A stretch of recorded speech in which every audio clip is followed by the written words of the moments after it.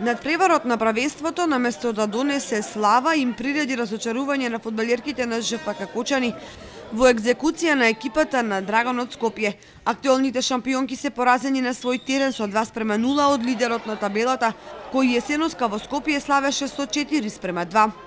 Големото дерби во Кочани се играше по исклучително тешки услови, на терен полн со вода, кој набрзо се претвори во каллива ораница.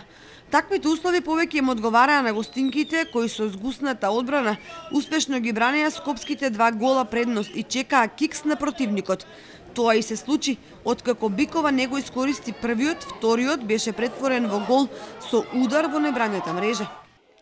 Надпреварот беше пред се фер и коректен и од двете страни. Тешкиот терен и лизгавиот терен не дозволија да се развие игра. Можам да уште еднаш да честитам на екипата на Драгон за освоената шампионска титула. Нам не останува да тренираме вредно, да се подготвуваме за купот и да се надеваме дека наредната сезона ќе успееме ние повторно се радуваме.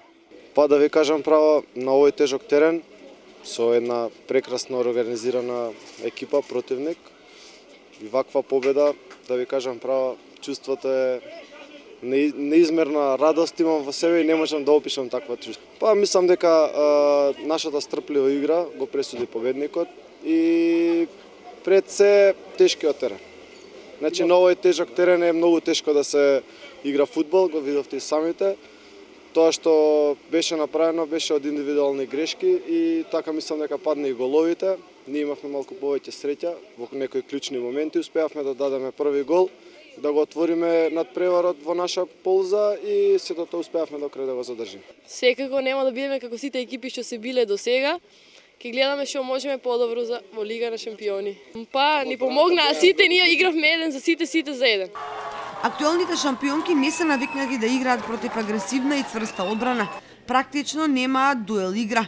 Тоа го покажаа во претходното првенство, кога загубија во Ризари од младости НС, потоа во Сараево, кога беа надфаулирани од шампионот на Босна и Херцеговина, на првиот надпревар во Скопје и сега на свој терен со Драгон, чии фудбалерки беа поцврсти и порешителни во секој контакт. Со оваа победа Драгон речиси е нов шампион на Македонија, бидејќи до крајот на правенството нема противник кој може да им се спротистави. Освен тоа имаат предност од 6 бода, кои практично се недостижни. По овој пораз на ЖФК Кочани му преостанува да направи анализа на правенството и да направи стратегија како понатаму.